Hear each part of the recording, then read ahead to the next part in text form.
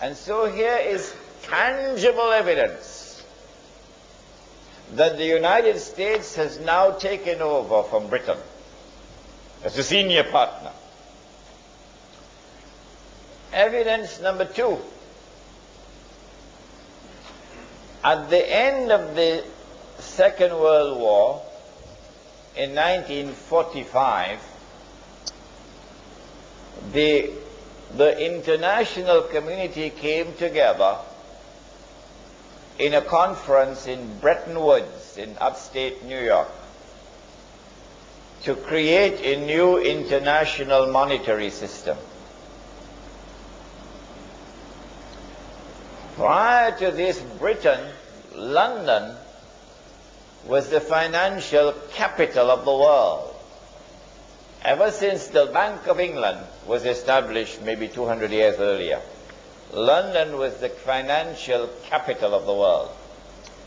And the ruling currency in the world was the British sterling pound. His Majesty the sterling pound. But now at Bretton Woods something strange happens. The Bretton Woods Agreement confers upon the US dollar the status of the ruling currency. And the Bretton Woods Agreement confers upon Washington the status of the financial capital of the world. Because the International Monetary Fund is now located in Washington. The British didn't like that at all. The World Bank is located in Washington. The British didn't like that at all. So here is the second tangible evidence that Britain has now conceded and the United States has now taken over as the ruling power in the world.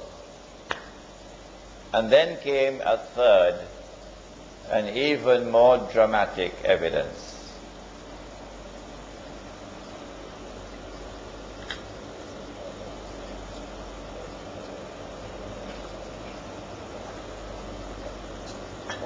In 1952, a revolution took place in Egypt, and the Egyptian king Farouk was overthrown by the military. The military put General Muhammad Naguib, or Najib, as the president.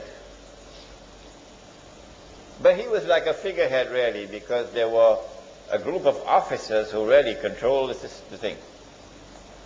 Muhammad Naguib remained as the president from 1952 until 1956. But in 1955, there was a very important conference of Asian and African states which took place in a city in Indonesia. Which one?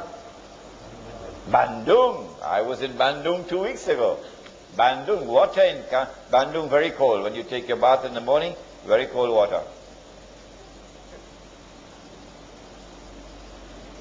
At the Bandung conference, it is not Muhammad Naguib who goes to represent Egypt, but rather a man named Gamal Abdel Nasser. That's a sign of who is in charge. The next year, 1956, Gamal Abdel Nasser replaces Muhammad Naguib as the president of Egypt. Shortly after that, same 1956, he nationalized the Suez Canal. Who built the Suez Canal? The French. Ferdinand de Lesseps was the French engineer. And then the French and the British came together in a joint control of the Suez Canal. Gamal Abdel Nasser nationalizes the Suez Canal, removes the French and British troops which were there, and Egyptian troops now take control of the Suez Canal. This is as plain and as clear an act of defiance and of confrontation with Britain as you could possibly find.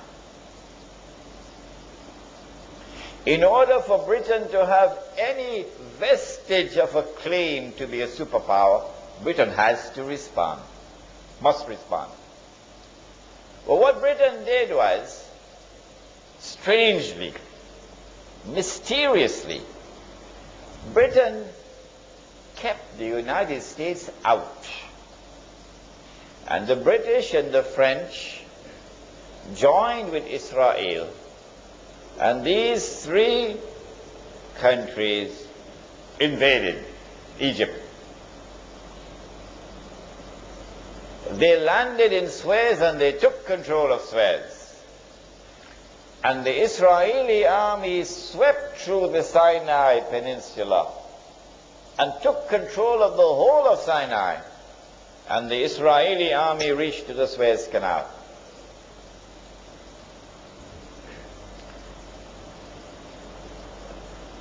General Dwight Eisenhower said, "No, I will not allow this. Go back." Can you tell Britain that? Withdraw your troops, go back. Will Britain obey? Sir Anthony Eden was the British Prime Minister. Guess what Britain had to do? Britain had to withdraw its troops. And France had to withdraw its troops. And the state of Israel had to withdraw its troops back to Israel. Because the American president said, "No, I will not permit it. Go back." So here you have the third, the most dramatic of all evidence that the United States of America has now taken over from Britain as the ruling power in the world. And that the United States of America still has this strategic relationship with the State of Israel. I have taken pains to mention dates because I want you to calculate. That was a day like a year, and this is a day like a month. What comes after this? Now is the time you have to think. And if out there in Indonesia they could understand it so easily and so quickly, grasp it so quickly, there is no reason why you cannot. In order for Dajjal to complete his mission, he has to move from a day which is like a month to a day which is like a week. If when he was in a day like a year, he was in one territory, and that was the ruling territory, the ruling power, and then in a day which is like a month, he moved to another territory, and that country became the ruling power, it follows therefrom that when he moves to a day which is like a week, he will move to a third place, a third country. And that country will now replace the United States of America as the ruling power in the world. But it will not rule for long. Just a short time. Which will be that territory?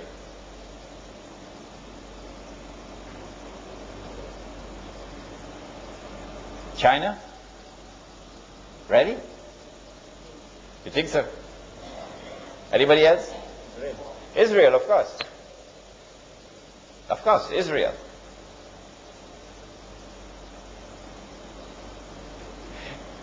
The state of Israel already has, or has been given by the United States, thanks to people like Jonathan Pollard, the nuclear know-how. The State of Israel has enough nuclear weapons, enough thermonuclear weapons to lay claim to be a superpower already. But in order to be recognized as a ruling power in the world, Israel will have to give a spectacular display. A spectacular display, a dazzling display of its military might, which it has never done so far. All that the world has seen is glimpses of what Israel is capable of doing. But it'll have to be a spectacular display of its military power. When it does so, it will have to emerge out of that military event. It will have to emerge as the dominant power in that region, so that all the states in the region in which Israel is located must all submit to Israel. Secondly, when Britain was the ruling power, London was the financial capital of the world. When the United States became the ruling power, Washington was the financial capital of the world, ably assisted by New York. And so if Israel is to become the ruling power in the world, something dramatic has to happen in the monetary system around the world, in the financial system around the world. Something dramatic has to happen, in consequence of which the financial capital of the world will now shift to Jerusalem, or to the Jews. What is it that can happen? Oh, I love the Indonesians, because they could understand so quickly, so easily. I don't know, maybe because they eat a lot of nasi, rice. The answer is, the international monetary system is based on fraud, paper money. If I get a chance, I can teach you the subject, but tonight is not the night. But it is fraudulent. The entire world of money is connected to one currency, the US dollar.